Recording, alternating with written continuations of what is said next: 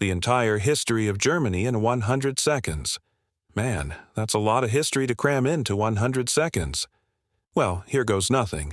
The region we call Germany today was first inhabited by, well, nobody really knows. But at one point it was home to some very famous tribes, the Goths, the Vandals, and the Franks. In 962, the Frankish king Otto I was crowned Holy Roman Emperor, beginning a dynasty that would last for over 300 years. During this time, the HRE would grow to include most of modern-day Germany and Italy and parts of Austria, Switzerland, and Belgium. But while the HRE was at its peak, the Black Death came and killed like half of Europe's population. After that, the 100 Years' War with England drained the HRE's treasury, and by the 1500s, the empire was in decline.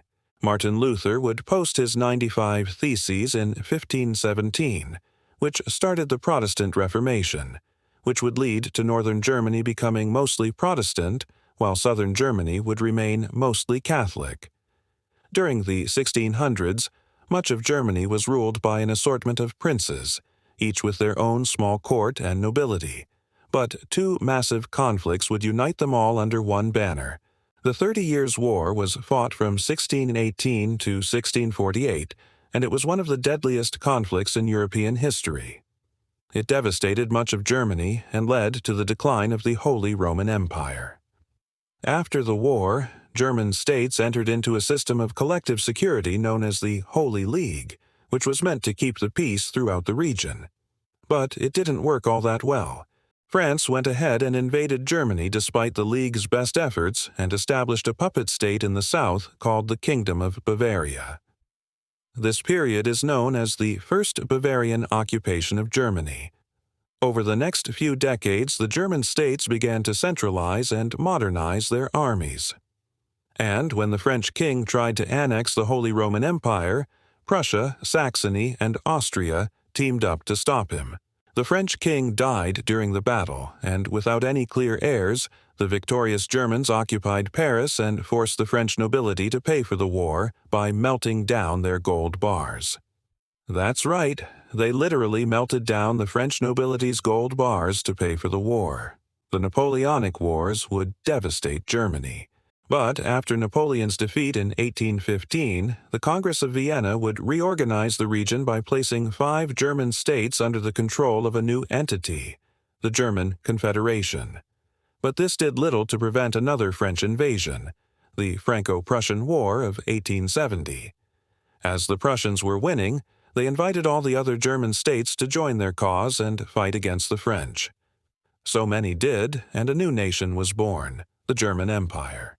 For the next 50 years, Germany would become a major power in Europe. But growing nationalism and militarism would eventually lead them into World War I. Kaiser Wilhelm II would declare war on France and began a massive invasion through neutral Belgium. This caused a political crisis in the UK. They had obligations to defend Belgium, not to mention being tied to the Antwerp Cordial. So Britain declared war on Germany and sent their expeditionary force to aid the beleaguered French. As the war dragged on, the British blockade of German ports caused food shortages. And in 1918, the Spanish flu pandemic swept across Europe, killing millions. The war ended with the armistice of November 11, 1918, and Germany would be blamed for the entire conflict. They were ordered to disarm, pay reparations, and cede territory. In the 1920s, Germany's economy was in sharp decline. Hyperinflation nearly destroyed the country, and the Great Depression only made things worse. But it would get even worse when Adolf Hitler came to power in 1933. He would quickly begin rearming Germany in spite of the Treaty of Versailles, and when Austria annexed the Sudetenland, Hitler declared war on them and began the biggest annexation in European history. Much of Europe was taken by surprise by this, but the UK and France were obligated to defend them by treaty.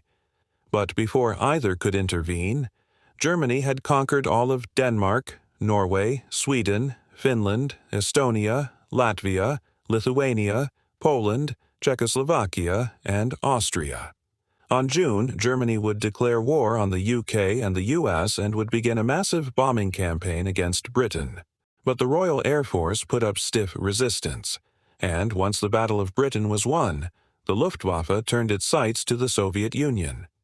With the USSR now in the fight, Germany's chances of winning the war looked slim at best. But Hitler had a secret weapon, the V-2 rocket. This powerful weapon would kill hundreds of Londoners, but it was not enough to turn the tide of the war. The Western Allies would invade Germany in 1945, and Berlin would fall just days after Hitler took his own life. Germany would be split into 4 occupation zones. The Soviets would take the East, and the Western Allies would take the West. But both superpowers would attempt to influence the West by forming alliances. The North Atlantic Treaty Organization was formed in 1949, but the Soviets would respond by blocking off West Berlin. This event became known as the Berlin Blockade, and it was the first major conflict of the Cold War. In 1961, construction of a wall between East and West Berlin would cut off East Germany's access to the West and prevent an exodus of fleeing East Germans. The rest of the 1960s would see economic growth throughout all of Germany, and West Germany would experience an unprecedented baby boom. But in the 1970s, things would begin to change. The economic crisis of the 1970s caused high inflation and unemployment throughout all of Europe, and Germany was no exception. But the end of the Cold War brought about a new era of cooperation, and Germany would play a leading role in the European Union. In the 1990s, the Berlin Wall would come down and German reunification would occur in October 1990. But the newly reunified Germany would suffer a severe economic crisis. Unemployment skyrocketed, and the government struggled to keep the country afloat. In the 2000s, Germany's economy would recover, and they would begin to export more than ever.